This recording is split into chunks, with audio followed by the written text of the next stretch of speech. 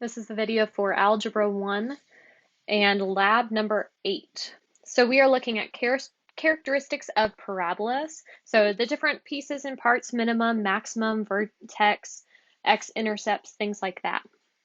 So this is right after lesson 88 in the Algebra 1 textbook, and it says a zero of a function is an x value where f of x equals 0. You can find the zeros of a parabola using a hand-drawn graph or algebraically using the equation. You can use a graphing calculator to compute approximate values of any x-intercepts and the maximum or minimum of a parabola. So we are going to try and find the x-intercepts and the maximum or minimum of the parabola y equals negative 2x squared plus 4x minus 2.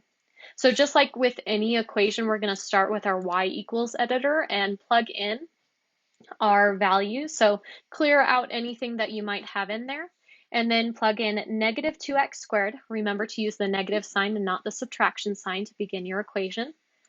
And then to get the x squared, you can either use this x squared button or with the caret over here with 2. I normally do this one for when we're doing just regular parabolas. And then we're going to add 4x and then minus 2. So once you do this, let's view it in the regular standard viewing window. So do zoom and then number 6. Okay, and then it should start to show up. Mine's taken its sweet time, but we see our parabola in blue here, and we can trace to see the approximate x-intercept here. So let's use our trace button and go along this so that we see where does it cross that x-axis, and I would say it's at about 1.06 comma negative 0.007. Let's see if we can make that a little bit more exact using the features of the calculator. So we're going to use the calc feature here, just like we've done with intersections and specific values. So do second trace. And in this case, we want to know the zero of the function, also called a solution or an x-intercept. We want the zero of the function where it crosses the x-axis. So it's going to ask you a few questions. So based on that x-intercept, we want to say where is the left bound of this intercept? Where is it? So we want to go to the left of that x-intercept. So move your cursor clearly to the left, and wherever it falls, press enter. And then we want the right bound. So we want to say, okay, where's to the right of this x-intercept? So move your cursor so it's to the right of your x-intercept and press enter. And so now your x-intercept should be between these two lines, these two vertical lines. Okay, if it's not, try again. Make sure that you've correctly traced your parabola. And then the last question it's going to ask you is guess. So get as close to that x-intercept as you can, and it will do the rest for you once you press enter. And it will tell you that the approximate intercept is here at 1, 0. Okay, now we say approximate because sometimes it will have just a tiny bit of error here, but we can get really close and even a lot closer than we do with regular trace. But we would say the 0 here is 1, 0. All right, so that's one thing that we can do is find an x-intercept of a function. Okay, let's find what we would also call this before I move on. This is an x-intercept, but it's also our vertex of the function because this is where it changes from increasing to decreasing. And it's also considered the vertex, or sorry, the maximum of our function because it is our highest y value that we have in the parabola. Okay, so we're going to change our function now. Let's now look at the parabola x squared minus x minus 2. So go back to your y equals and clear out the one that we just did and plug in x squared minus x. You can use the subtraction sign there, and minus 2. Okay, let's view it. And from what you know already about parabolas, you should realize that this is going to be upside right since it's a positive x squared term, and that this negative 2 is going to do something. It's going to shift it down a little bit. So let's look at it. And in our standard viewing window, we see this parabola, and here it comes. That is upside right. We see this U shape, and it is shifted down a couple units.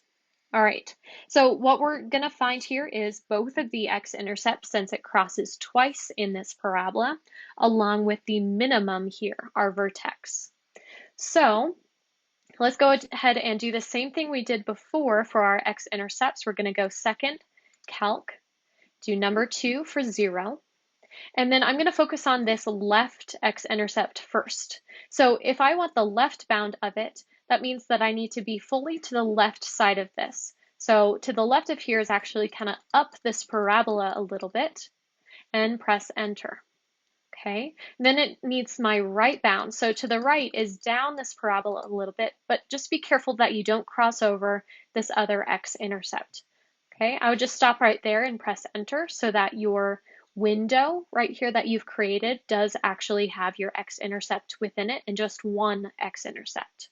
Then last question, guess. So move to where you think the x-intercept is, press enter, and it will tell you that we have a 0, an x-intercept at -1, 0.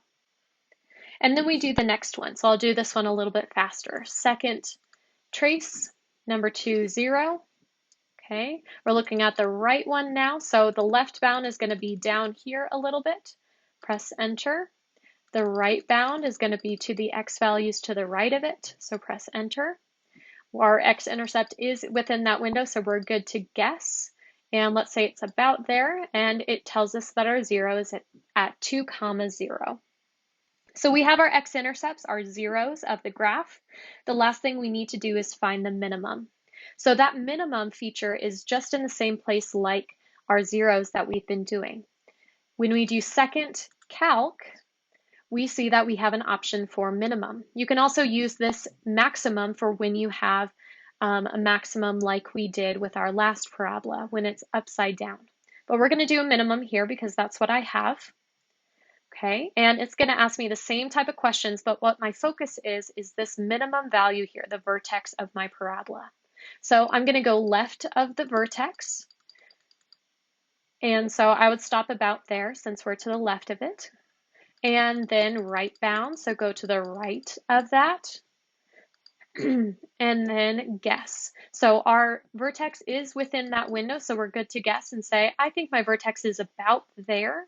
And it says that my vertex, my minimum, is at, and I would round this since it's really close, we would say it's 0.5, -2.25.